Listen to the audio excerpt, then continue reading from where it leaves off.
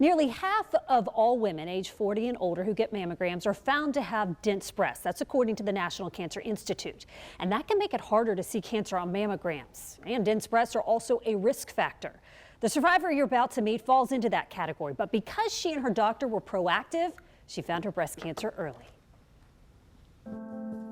Joy Doyle didn't have any pain or lumps, no obvious signs that she had breast cancer. I had my annual mammogram at Mayo. They said, clear as a bug, but you have a chance, an opportunity to have an MRI because you're 55 and you do have breast cancer in your family, even though you don't have a BRCA gene in your family. And I said, let's do it. Her grandmother died of breast cancer, and her mother was first diagnosed at the same age as Joy. At 72, was re-diagnosed, even though she had a mammogram.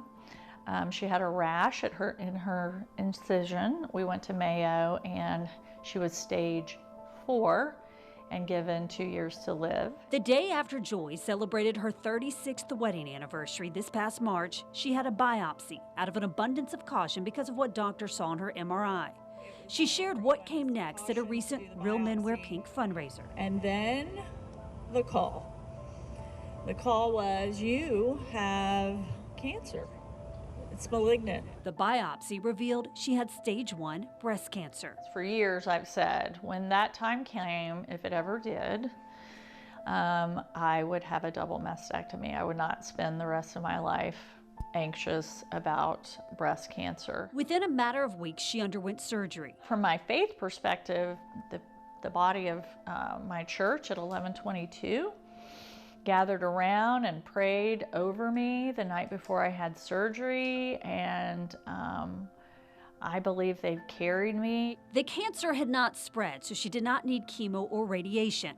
Dr. Holly Hickman with Ponte Vedra Plastic Surgery did the reconstruction surgery the same day as the mastectomy and was able to save Joy's nipples, something she says not all doctors do. I would say make sure you're comfortable with your surgeon and make sure you ask about your nipple. If you're told no, you can't keep your nipple, then I would ask for a very good reason why. And if it's not, well, because it involves your nipple or because your breast is too long, then you should seek a second opinion. Joy is grateful for her doctors and credits her faith and her family and friends with loving her through this journey. I don't consider myself a vain person, but when that is removed and then there's lots of scars, you know, and you spend a lot of time in bed just thinking and resting and all the things, it's there's an emotional component that I know I missed prior to that. Now, 7 months post-diagnosis, she has good news to share. Because Joy caught her cancer early, her prognosis is fantastic. Full life ahead. Yeah, it really is, and that's why early detection matters. Her advice for her daughters, granddaughters, and all women: listen to your body. Really spend time kind of head to toe thinking, do I feel like me? Because I can look back and tell you, I didn't really feel like me for a couple of months. I couldn't put my finger on it.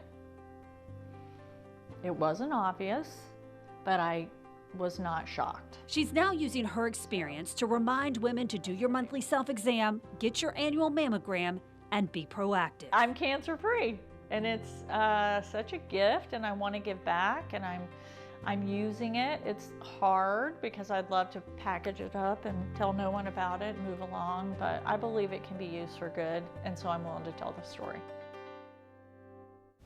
And as for Joy's mom, who was told she had just 2 years to live, that was 8 years ago. Her mom just celebrated her 80th birthday.